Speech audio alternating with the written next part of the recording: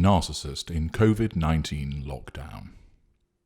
You will now hear a description of a narcissist that has found themselves dealing with the pandemic and the subsequent lockdown. Many of the events that occur in it will be familiar to you as a consequence of your own experiences of the lockdown.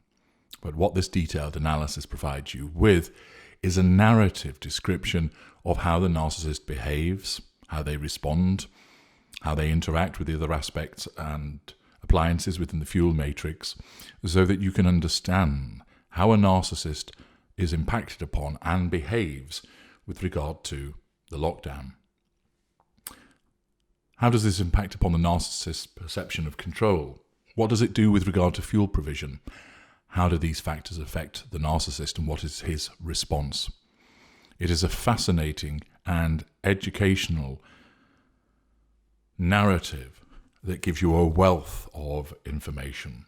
So, settle back and listen to the narcissist in COVID-19 lockdown. So, asked Dan Shepherd, how long do you think this will go for? Oh, not long. It's just a precaution, you know.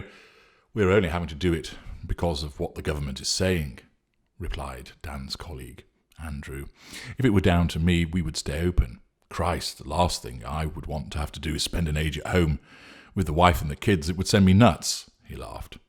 Tell me about it, replied Dan into the telephone as he remained sat in his car on the driveway of his home.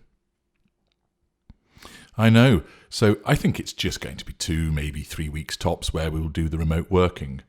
At least we can still do that. The pubs and the restaurants are going to suffer a huge dent in their income just over this short period of lockdown, continued Andrew. Don't remind me. It's bad enough with the football having been suspended. Then they take the boozer away from me. And now you're telling me I have to work from home. I think I'd rather catch it and be in the hospital, said Dan. Andrew laughed. Anyway, that's how it is. So there is an email waiting for you with instructions on what to do in respect of adopting the home office. I will check in with you on Monday. Have a good weekend. You as well, thanks, replied Dan. See you. The call ended. Dan opened his car door, grabbed his laptop bag, and stepped out of the vehicle and walked the short distance from car to his front door. He thrust the key into the lock, turned it, and pushed open the door. "Daddy!" rang out a voice as he walked through the doorway into the hallway. Charging towards him was a young boy who grabbed his father affectionately around the legs and hugged him. "Hey, hi there, buddy," answered Dan as he patted his son on the head. His son continued to hold tight onto his father's legs, causing Dan to remain stuck in the doorway, halfway in and halfway out of the house. Dan waited for his son to release his grip, but he did not do so. "Okay, Luke, can I come in?" asked Dan. Luke gave no answer, but continued to hug his father's legs. "Luke?" asked Dan. Dan gave a gentle shake of one leg to try and dislodge the limpet that his son had become. It did not work, and instead Luke gripped harder. "All right, Luke, let me go, please," urged Dan. There was still no response from his son, other than to remain clinging onto his dad's legs. "Luke, let go," said Dan, his tone becoming further. He shook his right leg again, although this time with more urgency, trying to dislodge his son. "Luke, let Daddy go," said a voice from the end of the hallway. Immediately, Luke released his grip on his father and stepped backwards, smiling, responding instantly to the instruction from his mother. "Thank you," declared Dan, although this was said in exasperation rather than with gratitude.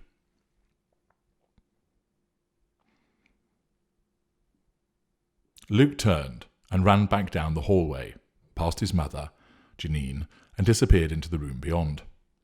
"He always does what you tell him to do," remarked Dan as he closed the front door behind him.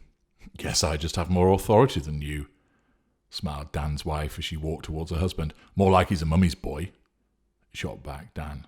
"Jealous, are we?"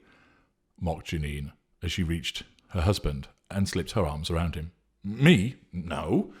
He just needs to start respecting his dad, that's all, explained Dan. He's 5 years old, Dan. 5 years old, Dan. Don't you mean you're pleased to get such a lovely greeting from your son when his hero dad walks in from work? I think you are his hero, not me, remarked Dan.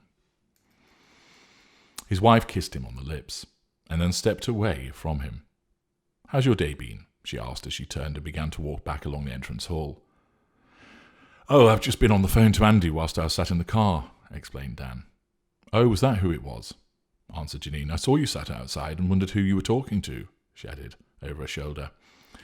Dan followed his wife and entered the main downstairs room, which was L-shaped and consisted of a kitchen and dining area to the left with a casual seating area to the right, where Luke was now kneeling at a low table, engaged in drawing something. Checking up on me, were you? Asked Dan, as he paused by the fridge, looking at his wife's back, as she returned to some chore at the kitchen sink. Oh, absolutely, I've nothing to do all day. Then see what my husband is up to, laughed Janine. Well, they do say that those who can do, those that can't teach, so I guess you have nothing better to do than spy on me, replied Dan. Oh, how original. I've never heard that before. Anyway, I will be able to spy on you a whole lot more now. The school is closed, so it'll be online classes now. Really? I thought they would keep the schools open, answered Dan. No, we have to stay at home, so that means more time for me and the Jedi, doesn't it, Luke? Luke looked up from his drawing and nodded, smiling. Well, you'll have to take care of Luke as I've got work to do. That was what Andy was calling me about. The office is closed, so I'll be working from home. Janine stopped what she was doing at the sink and turned around to face her husband. Well, that would be nice for us all to be together, won't it? I guess. You could sound a little more enthusiastic, Dan, about spending time with your family. Sorry, of course. Mind you, I do not think it will be for long. Andy seems to think it will only be for 2 or 3 weeks. Sure, it'll soon blow over. It's just a precaution. It has just been on the radio about how we have to stay at home, protect the National Health Service, save lives. I'm sure it was Mark Strong doing the voiceover. Ooh, Mark Strong and his sexy voice, mocked Dan. I'm Mark Strong, and I've no hair, but Dan's wife still fancies me. He's attractive, protested Janine, and he's Italian. Well, his dad is. Really? Yes, he's called Marco, really. Anyway, I've heard the ad 3 times already since I've been at home. They're taking this very seriously. Oh, they have to be seen to be doing something. It's ridiculous. It's just the flu, you know. It's there every year, and you don't see anybody making a fuss about it. So why now with this corona thing? Questioned Dan. Precautions, dear, answered Janine. So it looks like for the next couple of weeks we'll all be at home. No going out for us for the foreseeable future, except for essential supplies. Speaking of which, I've made a list, and you, sir, can pop to the store whilst I make dinner, announced Janine. She picked up her phone and tapped in the key code. She made a few moments with her finger and then declared, There, I've sent you the list. Dan felt the buzz from his silenced phone in his suit breast pocket. Have you got it? Asked Janine. Dan nodded. Well, have a look and decide if you need anything else to add to it, urged Janine. All right, bossy. Dan removed his phone from his suit jacket and saw the text message from Janine on the lock screen. There was also a text above it, which must have arrived whilst Luke was grabbing his legs. The text was from Terry H. Dan gave a short smile on seeing that name. He opened up his phone and went first to the text message from Terry H. Give me a call when you can. I'm missing you. Kiss, kiss, kiss. Dan felt a surge within, brief but edifying as he read that message. Do you think we need anything else? Asked his wife. Hang on, let me check, responded Dan. He then opened the text message from his wife and saw a list of various items and sundries. Looks okay to me, he answered. Oh, toilet roll. We should stock up on toilet roll, he remarked. Toilet roll? Yes, toilet roll. I heard on the radio when I was driving home that apparently there are toilet roll shortages. Why on earth toilet roll? It's not as if the virus makes you have a bad stomach. That's so strange. Why toilet roll? I don't know, said Dan shortly. I'm not a scientist. All right, Grumpy, chided Janine good-naturedly. I was just thinking aloud. You always expect me to have the answers, complained Dan. Oh, that's because you're just so clever, smiled Janine as she advanced towards Dan and wrapped her arms around him. Dan stood stiff, arms protruding. his phone at arm's length as his wife hugged him. "I'm glad you're home. All these things I've been reading and hearing about the virus have been frightening me a bit," she confessed, still holding on to Dan. "Don't be frightened. It's getting blown out of proportion. I still don't like it. Those ads are pretty serious, you know. Instructions about what to do and how we have to stay at home." "Bloody nanny state telling us what to do," grumbled Dan. "I'm young and healthy. I'm not going to catch it. Why should I have to stay at home? It's the old buggers who are the ones who are dying and they're going to croak it anyway. It's a load of fuss over nothing." "What will you care anyway? You'll probably be locked away in your study rather than spending time with Luke and me," commented Janine. "I need peace and quiet so I can work. You know that." "Well, I'm going to have to keep Luke entertained and do some online classes from time to time, so I'll need you to do your bit as well." "We'll have to see. I've got a lot going on at the moment," replied Dan. "Oh, Dan, come on. We've spoken about this before. It's not fair leaving everything to me. You know that," complained Janine. "Yes, but you're used to dealing with kids. You work with them every day, so you are used to that kind of noisy environment. I can't hear myself think. That's why I need to use the study." "I don't think you're locking yourself away now. We're all meant to be at home. You have to do your share," reminded Janine. "I have an important job to do. You know that." "And my job isn't important?" "I'm not saying that." "Yes, you are. You wanted me to go back to work after Luke was born. You said we needed the money, even though Mum and Dad would help that way." "That would just give your parents a license to tell us what to do," retorted Dan. "No, it wouldn't. They're not like that." "You don't see it, Jan. They love poking their noses and telling me what to do. They've never really liked me," complained Dan. "What? That's nonsense. You get on well with them, especially with my dad." "What choice do I have? I have to keep the peace, don't I?" "Keep the peace? What's that meant to mean?" asked Janine. She stepped back from her husband, her eyes darting left and right, looking for some kind of explanation in his facial expression for the remark that he had just made. Instead, she was met with that implacable look, one which she had begun to see more and more of recently. It was as if he was somewhere else when he just looked at her. At first, when he started doing it just before Christmas, she thought it was because he was perplexed, even though that didn't make sense. He was no Einstein, but he was far from stupid, and she could not understand why he seemed at such a loss as to how to respond at times. She had worried about it, and had repeatedly asked if anything was wrong, which he shrugged off in an irritated manner, so she stopped asking him. After a time, she concluded that it was not him being at a loss as to what to say, but it was as if he was drifting away somewhere else. She put it down to him being focused on his work and said nothing more about it. But here it was again. "What do you mean, keep the peace?" she asked again, her voice firm yet low, as she didn't want Luke to hear her questioning of Dan. "You know precisely what I mean," responded Dan. "Dan, I don't. If I did, I wouldn't ask you, would I? You just like to pretend you don't know what I'm talking about, but you know. That's what you do, pretend," he answered. Janine could feel the anxiety rising inside of her. She hated this sensation which arose when Dan got like this. She paused and then spoke, putting her hand softly on his chest. "Dan, I'm not pretending. I just don't understand what you mean. Please, you've just walked in. Let's not have a fallout. I was making you something special for dinner." "Well, stop telling me what to do then." "I'm not," protested Janine.